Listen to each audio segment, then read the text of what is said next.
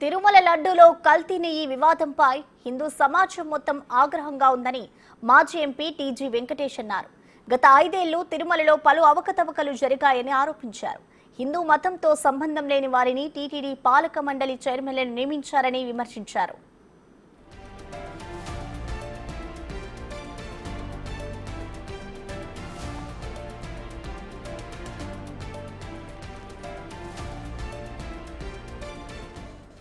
ఇంట్లో తిరుమల సెట్ వేసుకున్న జగన్ డిక్లరేషన్ ఇవ్వడానికి ఏంటి సమస్య అని ప్రశ్నించారు.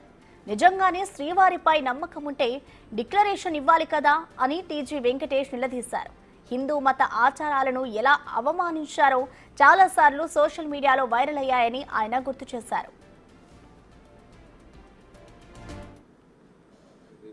చాలా అభియోగాలు ఉన్నది. ఆయన రియల్గా ఆయన నాస్తికుడు లేకపోతే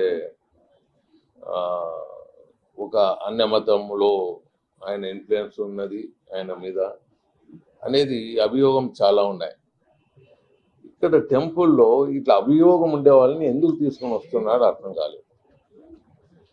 సుబ్బారెడ్డి వైఫ్ మరి ఆమె ఎక్కడ వెళ్ళినా ప్రచారంలో రాజశేఖర రెడ్డి వైఫ్ ఏంటూ అన్య మతాల్లో ఆమె ప్రచారంలో ఉన్నది అనేది ఒక అభియోగం.